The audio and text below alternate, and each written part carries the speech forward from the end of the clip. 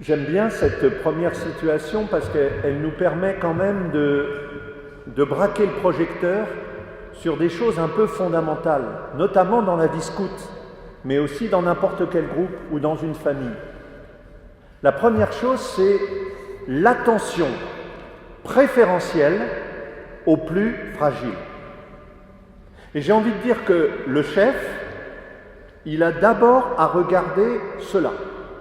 Je crois que ça se dit dans le scoutisme à travers le gros doigt qui appuie sur le petit doigt, et ça veut dire le fort protège le faible.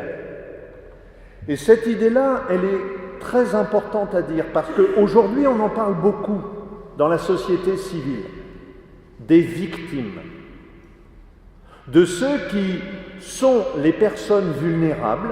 On peut parler du handicap, on peut parler de la femme, on peut parler dans le métro, on peut parler du chômage, on peut parler des plus fragiles sur la planète dans ce temps de dérèglement climatique.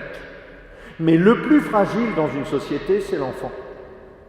Et du coup, le petit dans une meute, dans une troupe, c'est celui qu'il faut moins regarder comme celui qu'on va initier.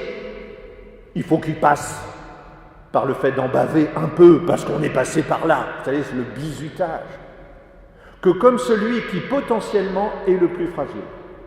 Et du coup, j'ai envie de dire que quand on est chef, c'est peut-être d'abord la chose à faire. Tu me demandes quoi dire. Je pense que toutes ces questions-là commencent par le regard.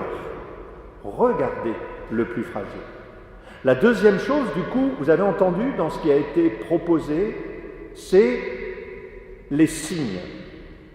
En médecine, on appelle ça des symptômes, des signes. Essayez de déchiffrer les signes.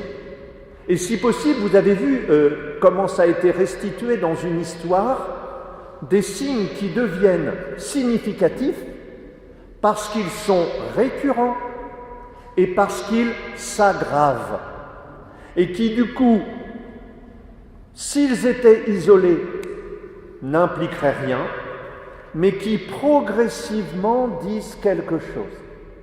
D'où, bien sûr, vous le savez, dans le scoutisme, l'importance pour une équipe de maîtrise de relire l'année, la progression d'un jeune, ou au contraire, le jeune qui se fragilise. Dans l'éducation, par exemple, on rend attentif les profs sur le fait que l'échec scolaire d'un enfant, progressivement, qui se ferme et qui ne parle pas, est souvent le signe moins d'une incompétence intellectuelle que de difficultés que vivent les jeunes dans leur famille et parfois des difficultés liées à des agressions de type sexuel. Donc d'abord, privilégier le plus fragile. Deuxième chose, être attentif aux signes. Troisième chose, dans cette situation-là, c'est le respect des temps, le respect des seuils. Comprendre qu'un petit ne réagit pas comme un moyen ou comme un grand. Devenir capable, après le regard, de l'écoute. Vous voyez, pas d'abord, qu'est-ce que je vais dire ? Parce que souvent, vous savez bien, l'enfant interprète la parole. Mais qu'est-ce qui t'arrive, mec ? Comme quelque chose qui est le début d'un jugement par lequel on l'extrairait du groupe dans lequel il a tellement envie d'entrer, au risque de faire tout ce qu'on lui demande, et parfois des vexations, qui peuvent aller jusqu'à des vexations de type sexuel, qui sont présentées comme des jeux, mais qui deviennent assez vite des tortures pour le petit enfant. La première chose, c'est d'essayer d'écouter et de rendre possible, parce qu'on a noué avec le jeune, on en reparlera beaucoup ce soir, une relation de confiance, faire que parmi ces signes, quelque chose apparaisse en termes de paroles risquées, dites. Et puis, bien sûr, la quatrième chose que je voudrais dire d'emblée, c'est que face aux questions de violence, de difficultés, de souffrance, parce que c'est d'abord une souffrance dans ce cas-là, et puis bien sûr ensuite d'éléments glauques, un peu scandaleux, un peu en dessous de la ceinture. Nous avons tous, plus ou moins, est-ce que c'est propre à Versailles le Chesnay ? J'en sais rien. Peut-être Voilà. Nous avons pris l'habitude de développer des attitudes de défense, qui fait que, malgré toute notre bonne volonté, nous ne voyons pas, nous ne voulons pas voir. Et quelquefois, vous le savez bien, nous attendons que la crise apparaisse pour que, ah ben oui, c'est vrai, il y avait ça il y a 6 mois. Et puis il y a 3 mois, il a commencé à être très très discret. Il a commencé, on l'a entendu pleurer dans la tente. Mais il y a quelque chose en nous, hein, ça s'appelle l'autruche, quoi, hein, l'autruche qui met sa tête dans le sable. Il y a quelque chose en nous qui ne veut pas voir parce que, qu'on soit parent ou qu'on soit chef, on y voit quelque chose comme un échec. Ou comme merde. Ou dans une église, ça s'en fout. Une corvée possible. Mais j'ai pas envie d'y aller, je ne sais pas comment faire. Et du coup, vous voyez, il faut qu'on réfléchisse tous ensemble à ces mécanismes de défense qui peuvent avoir des conséquences très graves parce qu'ils contribuent, ces mécanismes, à nous rendre aveugles. Je n'ai rien vu, mais enfin, zut, on peut ne pas être responsable de ne pas avoir vu, on va en reparler tout à l'heure. Mais quelquefois, il y avait des signes. Et ces signes, il faut d'abord commencer à les regarder chez ceux qui sont les plus vulnérables. Vous entendez, c'est d'ailleurs étonnant en ce moment pour les femmes dans le métro, le nombre de gens, j'en ai encore eu un ce matin, mais c'est incroyable ces statistiques qui disent que 9 femmes sur 10 ont peur dans le métro. Mais merde, écoutons nos filles. Si on parle avec elles, elles nous le disent. Ouvrons les yeux, après avoir ouvert, après nos yeux, nos oreilles, et après nos oreilles, seulement un peu plus tard, la parole. Alors, en fait, par rapport à cette situation que je vous ai décrite sur l'isolement, plutôt psychologique, nous, on se rend bien compte qu'il faut être extrêmement vigilant et surtout, malheureusement, il arrive que cela dérive et vers plus des situations de maltraitance physique et surtout avec des comportements sexualisés qui sont vraiment totalement inappropriés.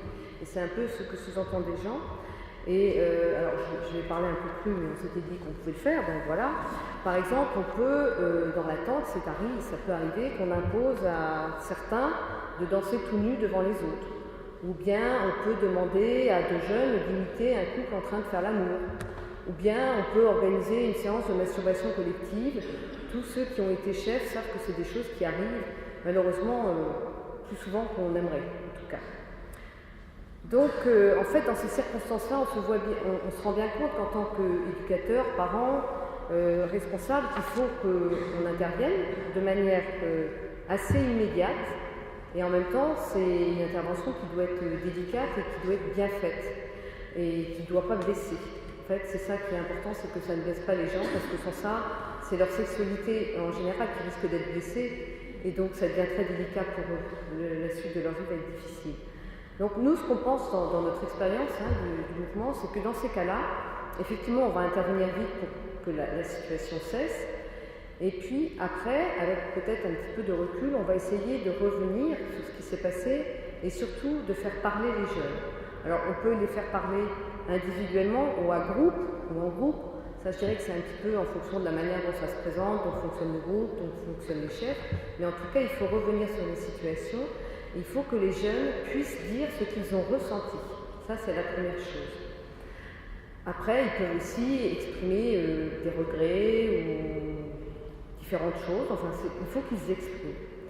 Après, je pense que c'est important aussi qu'il faut qu'on les fasse réfléchir à ce que ça représente, ce qu'ils ont fait, ce que ça représente pour le respect d'eux-mêmes, pour le respect de leur corps, pour le respect des autres à qui ils ont pu imposer certaines choses, pour le respect du corps des autres.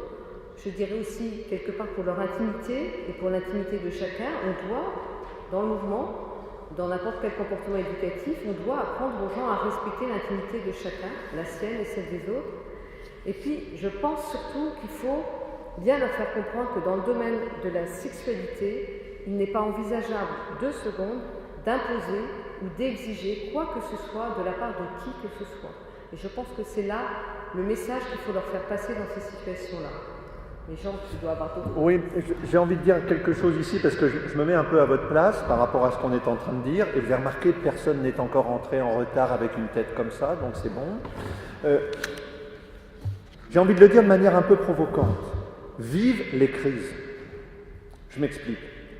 Vous êtes en train de vous dire, bon, ils nous parlent au début un peu soft, et puis après ils disent que dans la réalité de notre vie de chef ou de cheftaine, il peut arriver des moments un peu hard, où je prends conscience que cette vie de jeune, elle peut donner lieu à de la violence, à de la méchanceté, à quelque chose qui s'apparente à la torture, et qui, souvent, dans une société où les images sexuelles et pornographiques sont très courantes, a des scènes qu'on mime, et qu'on mime parfois jusque très loin, alors que la maturité des jeunes n'est pas encore formée.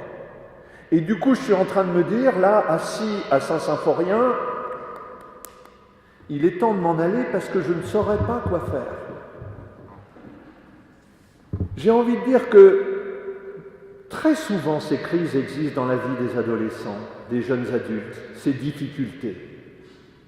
Il est fondamental que quand des crises comme ça arrivent, elles soient accompagnées par des adultes bienveillants, qui deviennent capables, comme vient de le dire Sabine, de parler, de faire réfléchir, d'introduire des médiations qui peuvent aller jusqu'au pardon, jusqu'à la guérison, et qui sont autant d'occasions de croissance. Quelquefois, nous voulons tellement protéger nos enfants que nous croyons que nous pouvons les mettre dans de l'ouate, ce qui n'est pas possible, et ce qui empêche le jeune, finalement, d'apprendre à se construire en surmontant les choses.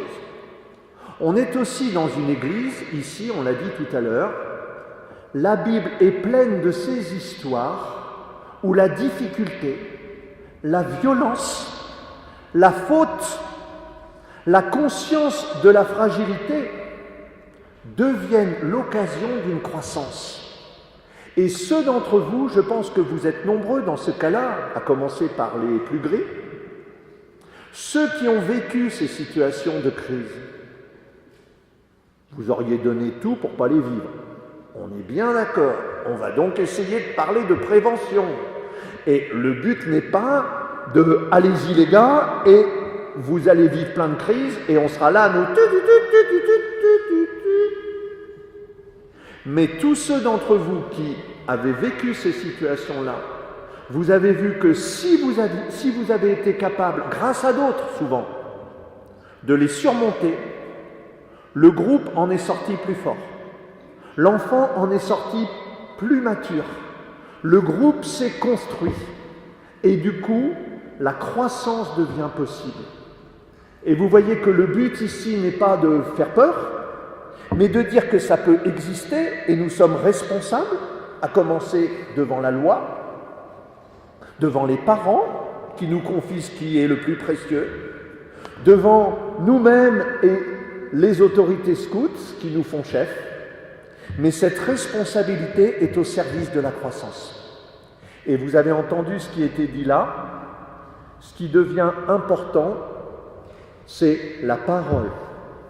Pas d'abord la nôtre d'adulte, mais écouter l'enfant, l'aider à verbaliser, découvrir ce qu'il a ressenti, que l'autre comprenne qui était là soi-disant pour faire rigoler, qu'il a fait en fait souffrir un plus jeune que lui. Et à ce moment-là, tout le monde progresse par cette parole qui crée de la conscience. Et grâce à la parole de l'adulte, qui permet de prendre du recul et d'ouvrir un horizon d'avenir, parce que sinon la culpabilité pour la culpabilité n'a pas de sens, grâce à cette parole-là, qui est d'abord la parole des chefs, qui peut être la parole sacramentelle du sacrement de réconciliation, alors à ce moment-là, une croissance s'ouvre.